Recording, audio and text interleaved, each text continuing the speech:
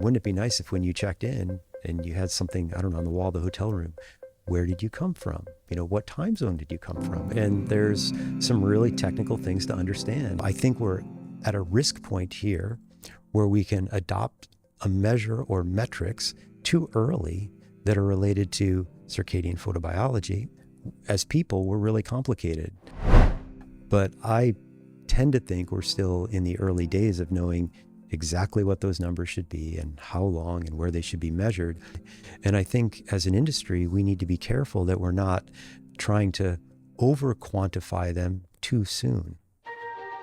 The designer becomes the integrator of those variables and those ideas to create human-centric lighting that's truly human-centric, that creates beneficial outcomes to a person's circadian rhythms and health. Because I think sometimes there are products that are labeled as human-centric, and that phrase is a bit loaded because it has both positive implications and it both has negative connotations associated with it. And that's a sober reality. Circadian lighting, human-centric lighting, is really about, maximizing these benefits and costs associated with people and planet.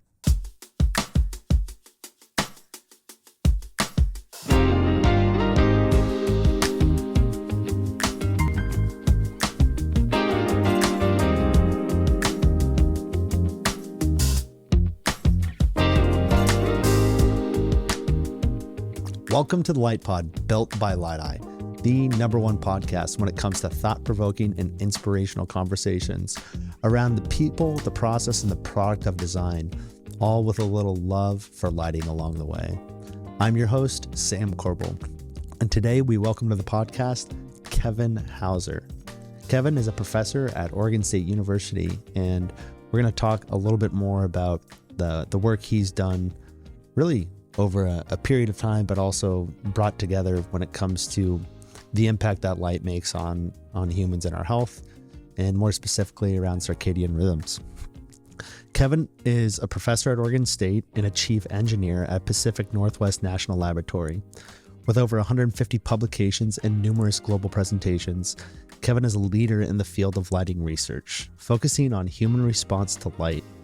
His work has earned him prestigious awards, including the IES Taylor Technical Talent Award and the Edison Report Lifetime Achievement Award. This conversation is made possible thanks to our partner, Nightingale, lighting powered by purpose. Nightingale creates luminaires that go beyond expectations in healthcare environments, focusing on the people and well-being, not just spaces or treatment. If you're passionate about lighting's impact and you want to discover the latest lighting innovations, they'd love to hear from you. Visit nightingalelighting.com/discover to know more. Now let's get to know our guests a little bit more. Kevin, welcome to the podcast. It's great to have you here. Thank you, Sam. Fantastic to be here. I appreciate you making the time to share your passion and research and energy with us today.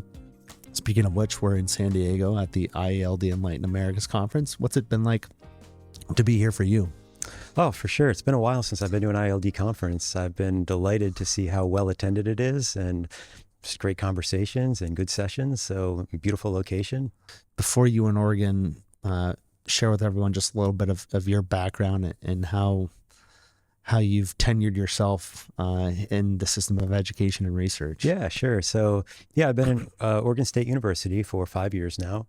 I joined Oregon State to help develop and grow a new degree program in architectural engineering, still maintaining my focus in lighting, but more broadly looking at the other architectural engineering disciplines as well. Before that, I spent about a dozen years at Penn State University, where I was a professor. And before that, I spent about 10 years at the University of Nebraska, where I actually was one of the founding faculty members of the architectural engineering program there. What is the one thing that has surprised you most in this career? Oh, wow. The fortunate thing is it never gets old. Yeah. So I think that's maybe,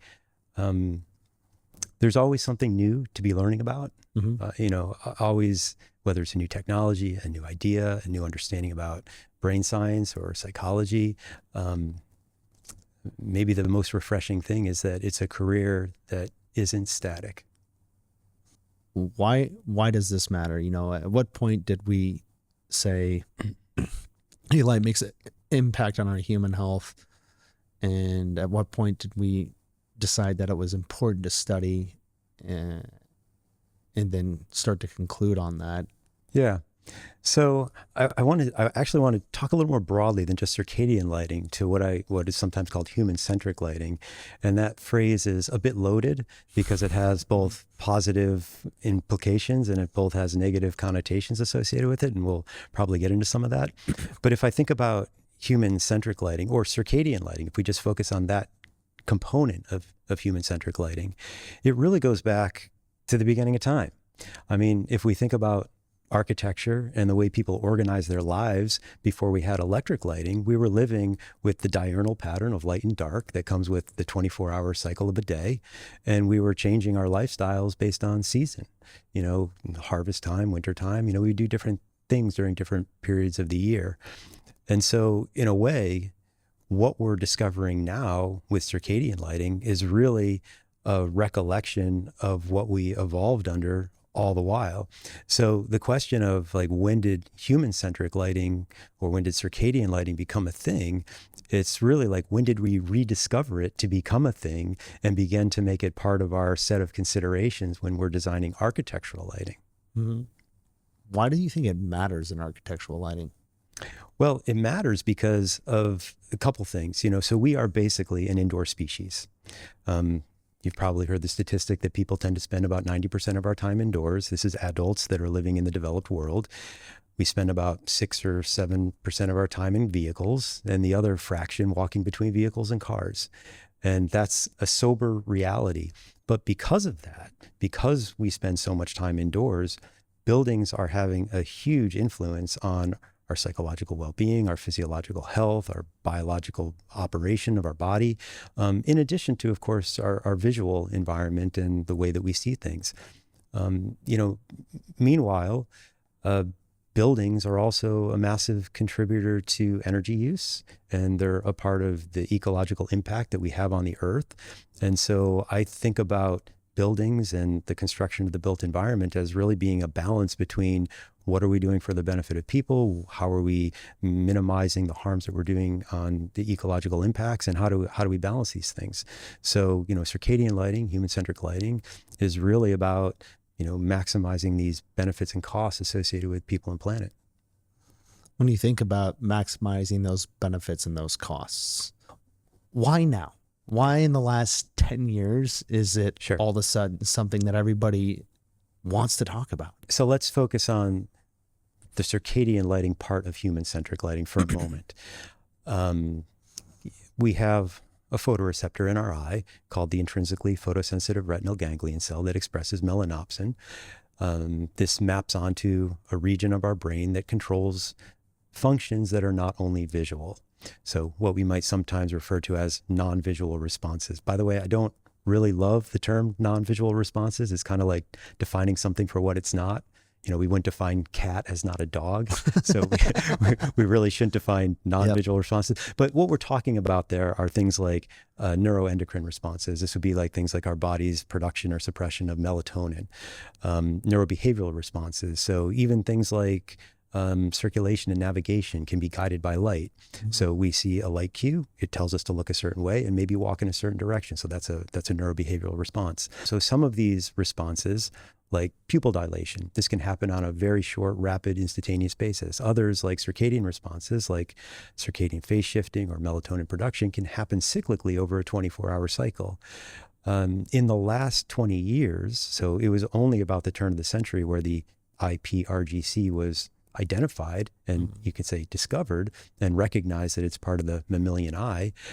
And since that discovery, there's been just a cascade of research trying to understand what are the implications on light going into the visual system, exciting that IPRGC, having a neurological cascade that goes back into the brain, and then the various neuroendocrine or behavioral, visual, biological responses that can result as a result of either having high or low stimulation of that IPRGC or melanopsin-based visual or non-visual system.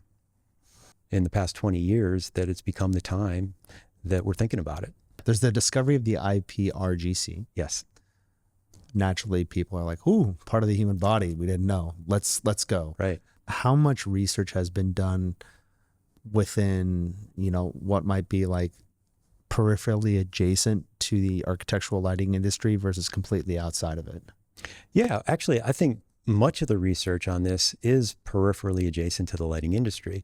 It's done by neuroscientists, chronobiologists, vision scientists to a certain degree, rather than being done by architectural engineers or lighting designers or applied illuminating engineers. So we're taking that information, those findings, and we're trying to apply it to the built environment. And that is potentially fraught with error. Mm-hmm. Right? Because it requires generalizability. So from an experimental point of view, generalizability means, can you take something that was done in a laboratory situation or a controlled experimental context, and can you take it and extrapolate it to a non-experimental context? And of course, as people, we're really complicated. We have diet, sleep habits, prior exposure to light, pregnancy, illness, loss in our lives, arguments with our spouse, whatever it might be. Like any one of these things could affect the outcomes that we might be trying to affect with light, like alertness, for example. I mean, we can use light to a certain degree to increase the sensation of alertness, mm-hmm. but we can also create alertness in other ways, any of the other senses. I mean, if a fire alarm goes off, that sound is going to create a learning effect. If we smell smoke in a building, it's going to create an alerting effect. If there's inappropriate touching, there's an alerting effect. So we can use light for alertness, but we can also have alertness through all these other things. So I guess what I'm getting at here is we need to keep light in context. Mm-hmm. It's really potent as a biological stimulus, but it's not the only stimulus within that story. When you look at that landscape of researchers, and you mentioned they're heavily adjacent to the industry, mm-hmm. The practical nature of implementation is super important. Where do you feel like we are today as a professional lighting design community of truly trying to test this stuff and get results versus sell it? Yeah. So I think the underlying science is complex, but there's a need to keep the application guidance at least understandable. And by that, I don't mean we need to dumb it down, but we need to keep it relatively simple. If you're trying to design a lighting system for people, it's useful to have some guidance. Mm-hmm. Like, here's a quantity, here's the amount of that quantity that you need, here's the location that you need to measure that quantity, and here's the time domain that you need to measure that quantity. So like using those basic factors of light, spectrum, intensity, spatial distribution, timing of the light. Like, we need to be able to define our health-oriented outcomes. Maybe it's circadian, maybe it's alertness, maybe it's circadian phase shifting in terms of some measurable quantities. So there's been some proposals that are out there. There's been work that's been done in laboratories. There's been some work that's tried to, you might say, confirm or verify some of that in field settings. But I tend to think we're still in the early days of knowing exactly what those numbers should be and how long and where they should be measured, even though there are existing standards, including WELL V2, UL 24480. There's some research publications by groups of authors that have promoted certain quantities like equivalent melanopic lux or melanopic EDI or circadian stimulus at certain locations for certain times of day for certain durations. But all of those current recommendations that are out there, I would tend to think of them as being provisional recommendations that are out there to be tested in the real world, and I hope refined over time. But they're all well-intended. Mm-hmm. So the idea is to add this additional criterion related to health-related outcomes to our toolkit of design criteria for applications where it makes sense to do so. And not all applications require that, but some do. Let's go back all the way up to human-centric lighting. Let's rewind. As you mentioned, circadian rhythms in circadian lighting, which is literally a sales word, right? Yeah. Is part of what truly embodies the term human-centric lighting. Holistically, what is that? Sure. It's a great question. So So human-centric lighting, from my point of view, embodies all the things that we have been dealing with for the last, since the introduction of electric lighting. So this would include things like color rendering, flicker, intensity, spatial patterns, psychological reinforcement. Like all of those things and many others are part of what we might traditionally call lighting quality. The special thing about human-centric lighting and the way that the term is primarily used, adds this additional component of health implications of the light, not just the visual implications of the light. And usually those health implications are kind of limited to a narrow thinking about circadian lighting, which is to synchronize our sleep-wake cycle to basically be synchronized with the sun and the sky. So if we think about the world that we live in today, in general, indoor environments are dimmer than the sunlight outside during the middle of the day. And indoor environments are also brighter than the nightscapes we would have outside if there was not electric lighting outside. And so we have a change in the amplitude. So our days indoors, for people that live indoors, are dimmer than they would be. And our days indoors, or nights indoors, are brighter than they would be. So the amplitude changes. Instead of bright days and dark nights, we get relatively dim days and relatively bright nights. And that shift in amplitude is what causes asynchrony or desynchrony of our circadian system. And so now we're beginning to think much more seriously about how do we avoid that desynchronization of our circadian rhythms through the lighting choices that we're making, both indoors in daytime by having not quite enough light, and indoors at nighttime by having too much light.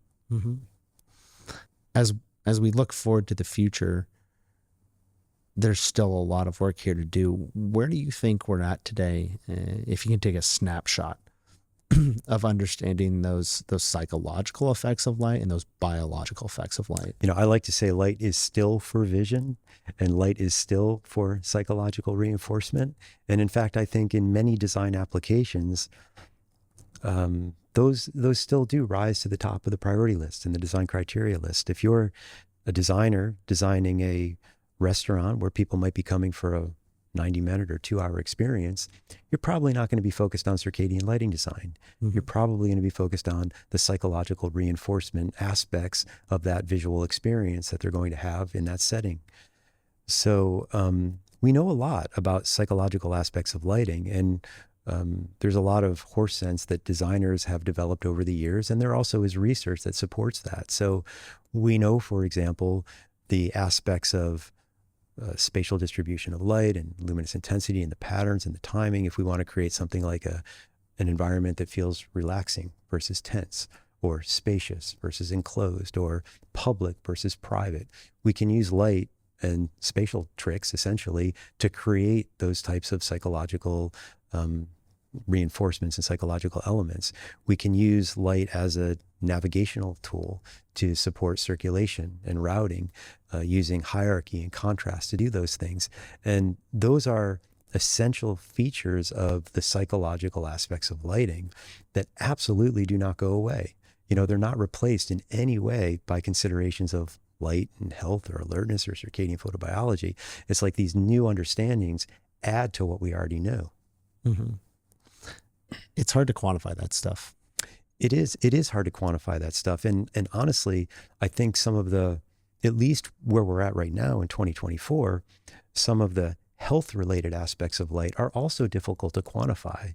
And I think as an industry, we need to be careful that we're not trying to over-quantify them too soon. When you say over-quantify them too soon, can you expand on that? Yeah, so let me give an example.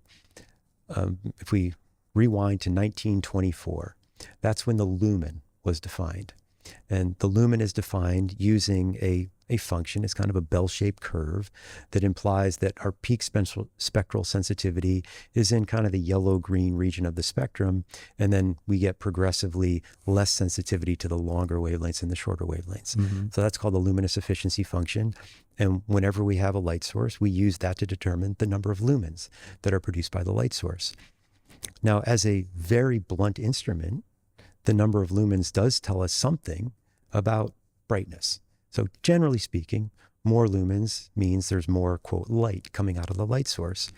But any designer knows that just looking at raw lumens or just looking at raw foot candles, which are also derived from lumens, is not going to tell you about perception in a space of something as basic as like environmental brightness.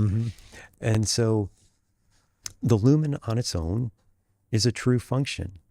But this is getting back to something I mentioned earlier. This is also an issue of generalizability. So the lumen was defined in the lab. It was extrapolated, and it's now used for light sources and for designing buildings. But when we extrapolate something that was developed under laboratory conditions, we give up something. We give up how ecologically valid it actually is in application.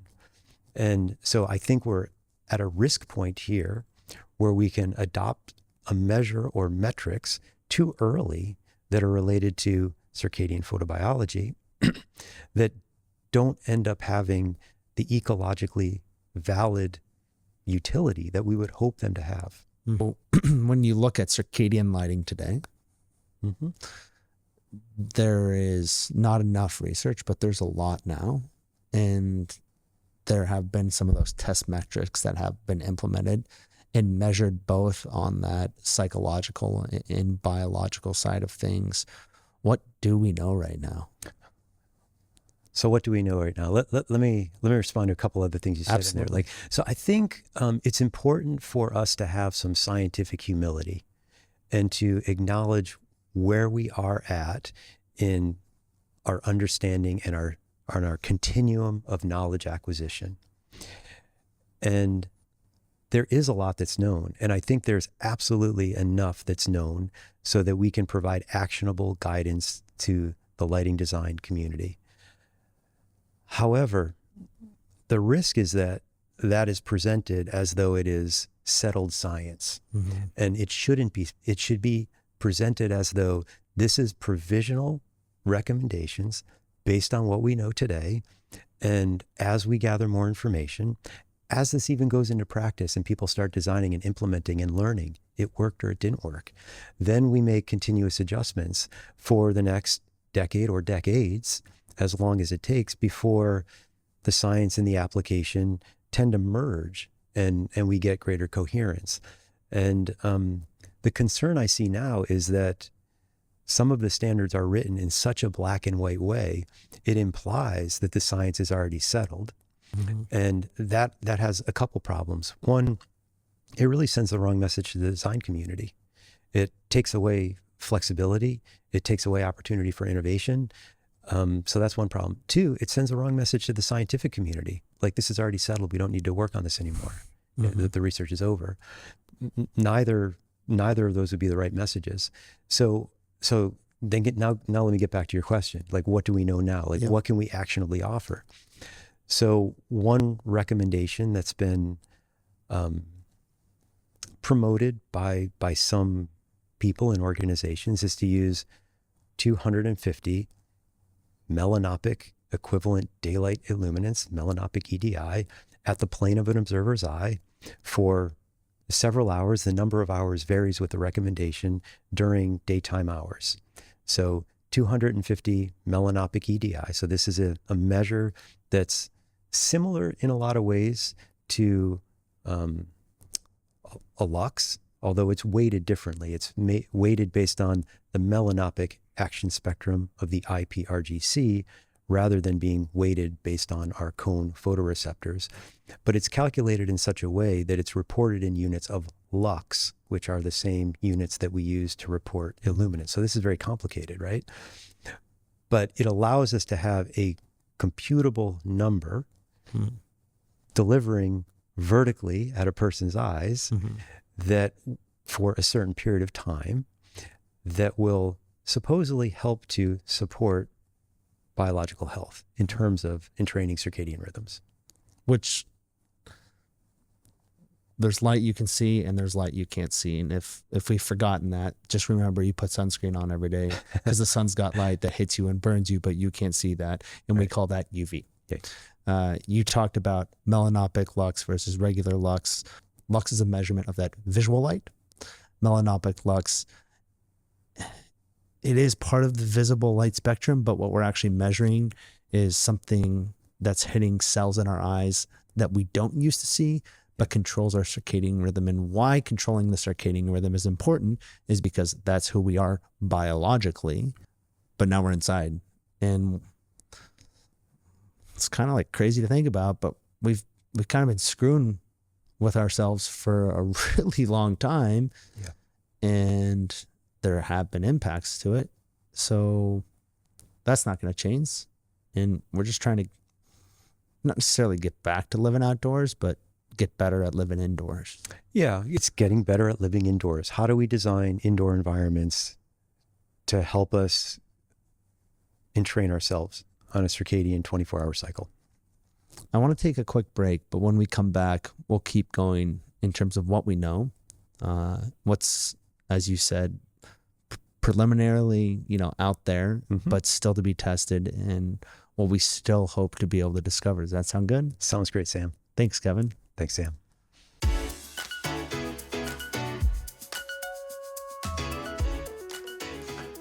This conversation is brought to you in partnership with Nightingale, lighting powered by purpose. Nightingale develops luminaires that deliver beyond the usual expectation of what they should do in healthcare environments.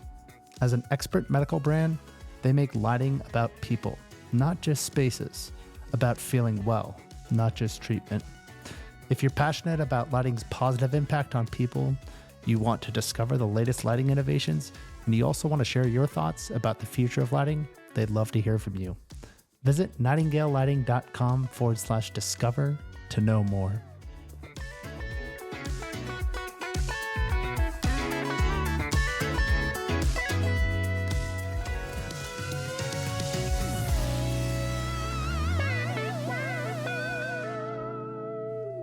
Hey, it's Sam. Real quick, before we get back to this conversation with Kevin, I just wanted to share with you that I actually got the opportunity to see the entire suite of products from Nightingale right before the brand launched, and it's cool. And when I say cool, I mean it. I've gotten a chance, I've been very fortunate to see a lot of lights, a lot of new lights in my career here in this industry over the last 15 years, but this one just hit different. First of all, I think you don't see conglomerates build new brands from the ground up, and that almost shocked me, but it was impressive. What was more impressive is the fact that it wasn't just a brand segmenting stuff they already had. They really thought about, a ground up approach and building something new. There's an entire suite of products which I encourage you to check out, but the one thing that blew my mind is while they were super innovative about form factors and what you can mount and what this all stuff looks like, they were very practical. And the 2x4 is sick. It's so original, but it just, it fits into the ecosystem of what we see every day in the world. When you lay there and look at it, in theory, it's a sky. In practical reality, it's just, some color diodes that are mixed in there. But they did such a nice job of putting it in a certain way that it feels comfortable, but it's still doing its job in terms of illuminating the space. Nothing out there is like Embrace with this really cool curved form factor and look to it. And I think they were pretty intelligent about not only how they developed it, but the practical nature of the optics around it and being comfortable to a patient and doing everything else it needs to do in a patient environment. And then they rounded it out with a whole nother suite of products. And you have the benefit of course, basically a control system that's out of the box that's going to integrate into any healthcare environment that goes into. And with that, let's skip back to the conversation with Kevin. The second half it's killer. He dives into some great stuff that's super practical for you and what you can take into your design practice every single day. Welcome back. Over the break, Kevin and I were chatting a little bit more about not only the known factors of circadian lighting, but also again, just that human-centric quality of light. And not only what we know, but really what we know is what to consider at this point. Kevin, when you think about, the known entities, and you gave the example of the melanopic lux just before the break, but, what are the other things that we know are important now to actually think about when you look at the whole broader sense of human-centric lighting? Sure. So Sam, I think about lighting as sort of like having four high-level variables. And those variables are things we can manipulate in experimental context, or if you're a lighting designer, you can manipulate in the design of architectural lighting solutions. So those four variables are the spatial distribution of light. And usually that's with placement of luminaires, selection of optics, and how we're going to make walls and surfaces and all the appearances. So it's a spatial distribution of light, the three-dimensional light field. We can also control the intensity of light. So you can just think about that as a dimmer. So you can have the same spatial distribution of light, but it could be bright or it could be dim. We can also then independently control the spectrum. So that spatial distribution and that intensity could be a warmish white light, a coolish white light, or any color of the rainbow that we want to mix together. And then the fourth factor is the time pattern. So we might want to change the spatial distribution of light or the spectral characteristic of light or the intensity distribution of light at a different time of day. And so, I mean, fundamentally, it's only four variables that lighting designers are dealing with. Of course, they combine to be infinitely complex, but it's really, at least in my way of thinking about it, we really just have those four variables that we manipulate. And so we can think about how we're manipulating those four variables for visual and psychological outcomes, as well as for biological and circadian outcomes. Those four variables,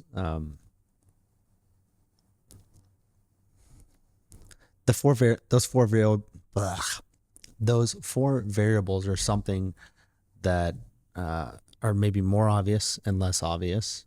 There's been this passive attitude around like tunable and dynamic and color changing and circadian and human-centric lighting. It's just something that people talk about. It's just something that people put out there. Yeah. How do we think about it in terms of the practical nature of, you know, what is going to be able to impact our design versus what is someone claiming we can do versus, you know, what is something that we need to and should do but haven't thought about yet? Yeah, sure. So let's think about that phrase, human-centric lighting. And I like to distinguish human-centric lighting from human-centric labeling, because I think sometimes there are products that are labeled as human-centric when in fact you have to think about how the product is used in application. It may be human-centric if used properly, but it may not be human-centric if used in an inappropriate time of day, and that's usually the primary failing. If you have what could be the right light at the right time, but you present that same light at the wrong time, it's no longer human-centric. And so to truly have human-centric lighting solutions in a turnkey manner that you can kind of buy and say it's going to be human-centric no matter when I turn it on or turn it off, that means there probably needs to be some control over the time, the intensity, the spatial distribution. All of that stuff needs to be nested together. And very few of the human-centric lighting products I see actually are addressing all four of those variables concurrently. And I would tend to refer to them as, well, not to sound too disparaging, but it's kind of health washing. You know, the same way greenwashing is sort of promoting sustainable technologies that are not really sustainable. Health washing is promoting a health-based technology that may not actually be healthy.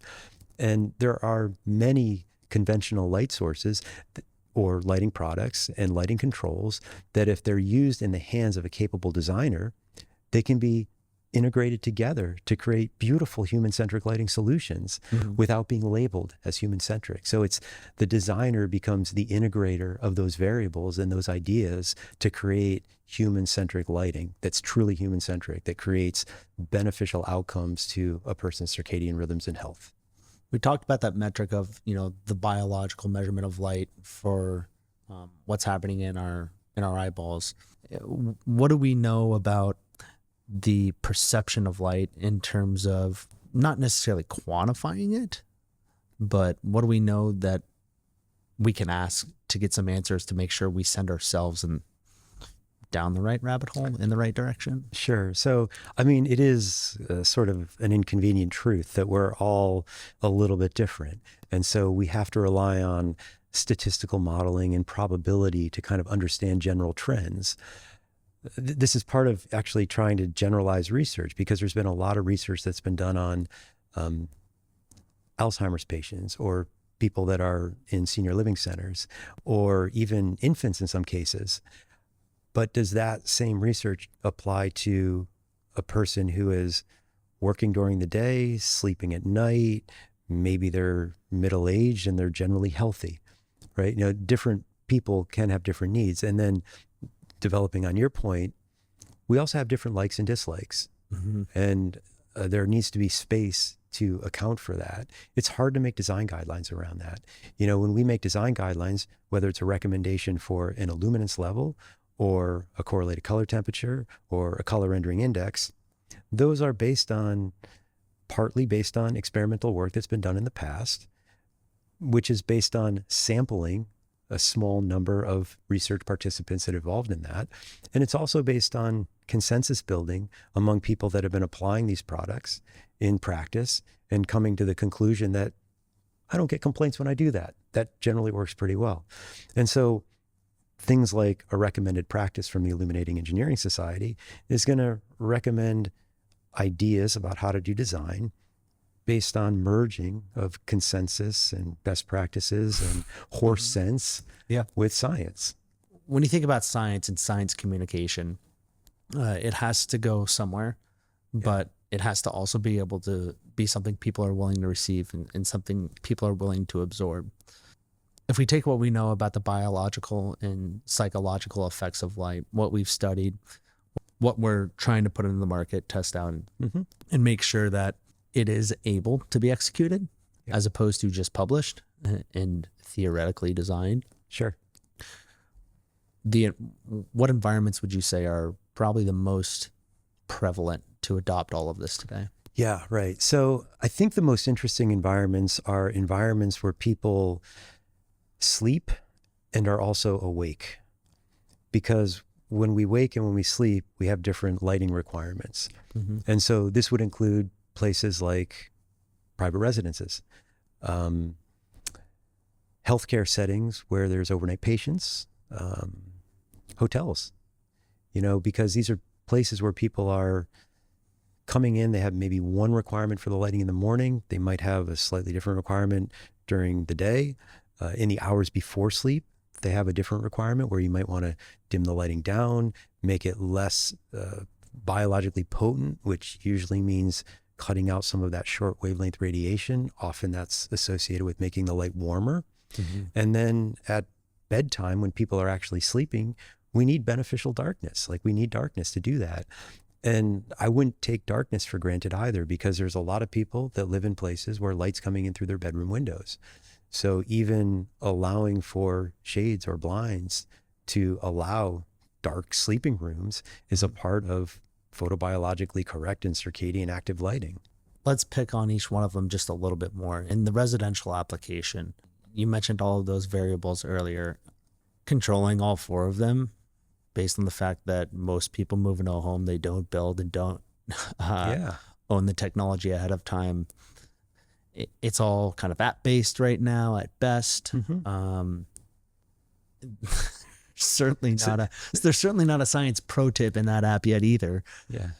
What do you think the biggest benefit is happening right now, both just in that full-blown consumer market? Yeah. So and where's the biggest opportunity? Yeah. So let's look at what we would love to have in a residential environment when you wake up.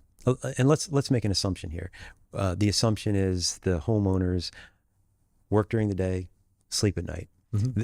What I'm about to say might not apply if the homeowner is a night shift nurse or a third shift worker or something like that. That gets into more complexity, and we can get into that. But let's just focus on sort of somebody who's working during the day, going home after work, sleeping at night, kind of that cycle, mm-hmm.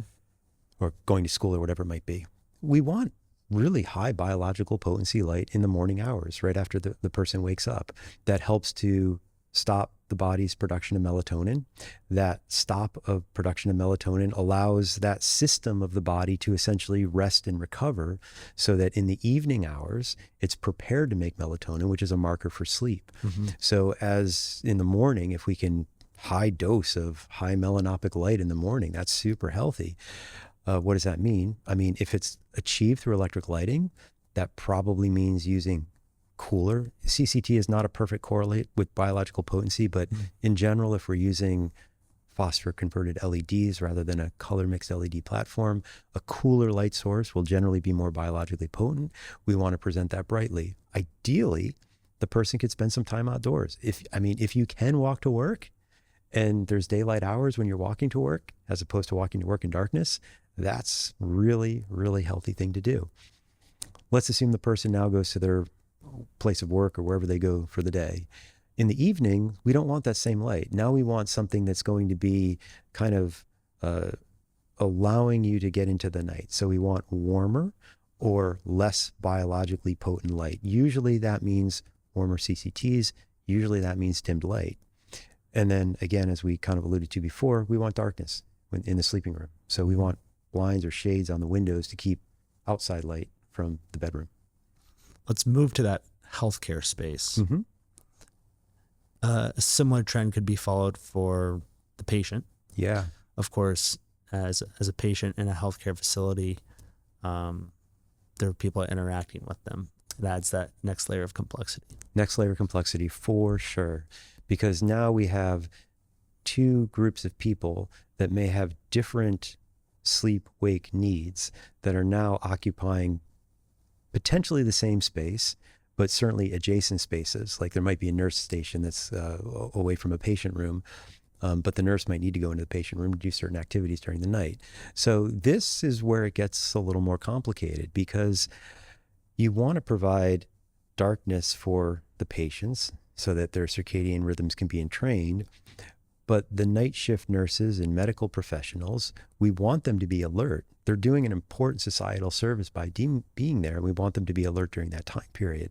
So we generally will need different lighting systems for those different groups of people, even though there might be some interaction in how they're transitioning through that. Like a nurse might be going from a nurse station that has lighting that's trying to suppress their body's production of melatonin to maintain a level of alertness.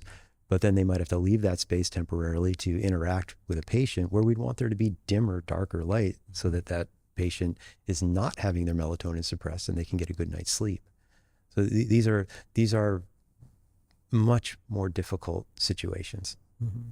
And then the last you mentioned, I think, was hospitality in hotel rooms. Yeah.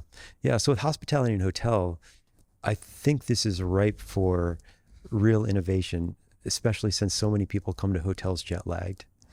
And if you can, but you can imagine a jet lag recovery cycle that's associated with the lighting that you would be presented with. So of course, in a hotel, in a hospitality setting, there's also image that we're going for. And so psychological reinforcement becomes very important in the public spaces, but in the private spaces, the rooms, the sleeping chambers, this is where we can really begin to do some innovative things.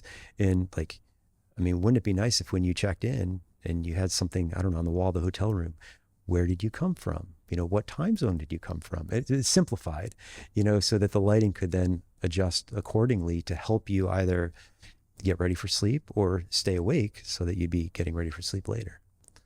What you just brought up was an example of, understanding a lot of these human factors we've talked about, providing some form of a curated system that limits the input of the user. Yeah. Because of course, not everybody knows all of this and can understand it.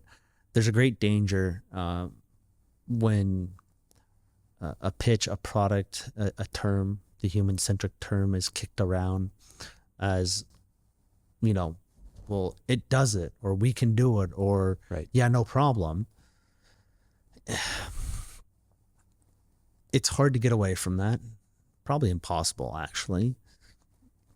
But what can be done, or what can we think about as an industry in terms of attaching, well, we can do it, just design it, or we can do it, just fill in these 4 requirements.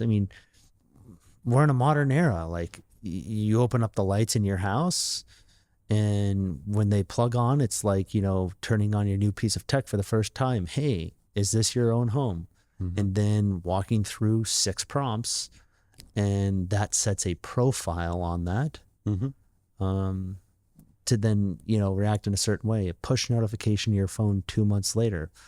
Hey, how are you feeling since you moved into your own home? You're probably pretty stressed out. Would you like me to do something for the lighting for you? Sam, I think that's the kind of thing that we need, really, Yeah. because, I mean, we're having a technical conversation here, and there's some really technical things to understand about health-based lighting and human-centric lighting and circadian lighting and using light for alertness. Like, it's technical, but we need to keep the end-use experience as simple as possible. So built in with defaults, and maybe allowing a power user, somebody who's interested in overriding those defaults, or as you suggested, getting queried from time to time so that there might be inputs that those defaults would be adjusted over time, learning process. I think that's precisely what we need.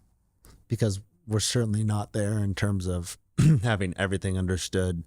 Like you mentioned, like research that's firm and complete versus like evolutionary, right? Yeah, right. Like we're not even close to the end of this road. That's right. We're still learning, and that's okay. We know a lot. Yeah. There's things we can do now with what we know, but let's just not pretend that we have it all solved yet.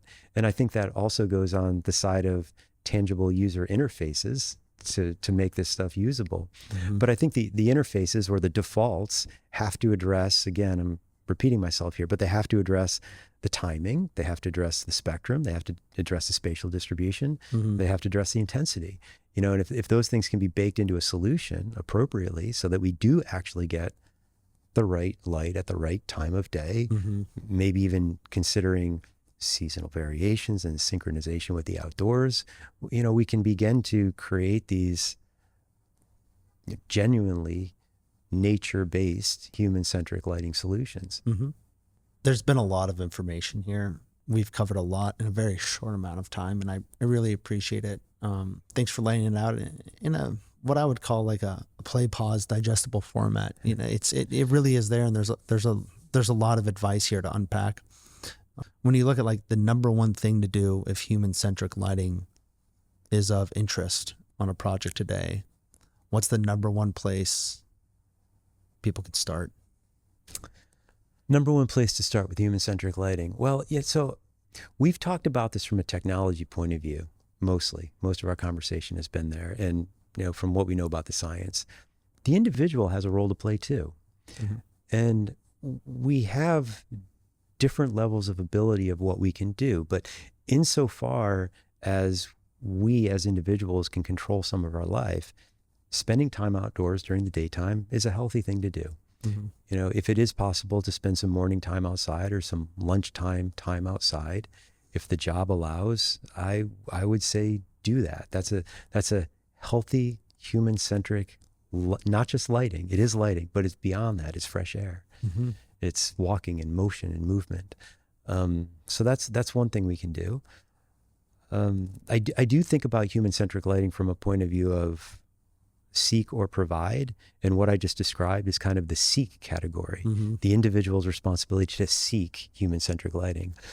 But everybody's not capable of doing that, and to a certain degree, it's the responsibility of schools and public institutions and private entities to provide human-centric lighting for their employees, because ultimately that leads to lower turnover, lower absentee rates, higher productivity, you know, like motherhood and apple pie. You know, it's all good if that's provided. Just remember we're human. Just remember that there's certain things that are just going to control us from that biological perspective, and be curious enough on the road when you say, I want to implement that in the built environment, to understand the true needs. This has been a wonderful conversation. We could go on and on and on and on. I think I have like 8 more probably full conversations in my head right now, which we should get together and do over time. But if people have questions for you, if they want to reach out, if they're curious to pick your brain on what we've talked about today, or just learn a little bit more from Kevin, and they don't have the chance to enroll in a full-time academic career at Oregon State University, what's the best way they can get in touch with you? You can reach out to me on LinkedIn. I'm easy to find there. The university webpage, I'm easy to find there as well, but LinkedIn would be great. Awesome. Kevin, thank you so much for your time. Thank you so much for your dedication and passion and desire to to do all of this work for the industry and also create the future generations of this industry. I appreciate it. Well, thank you, Sam. And thanks for bringing the voices that you bring to all of us through your podcast. Appreciate it. Heck yeah, it's fun. We'll talk to you soon. Right on. Thanks, Sam. See ya. Bye.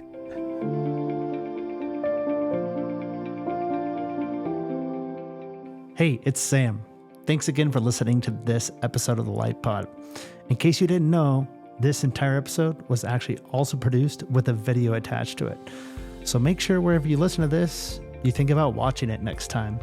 It's amazing the connection you'll have when you not only listen, but you watch the brilliant minds who join us to celebrate the people, the process, and the product behind design. Until the next episode, stay brilliant, be bold, and never let your inspiration go. I'll talk to you soon. See ya.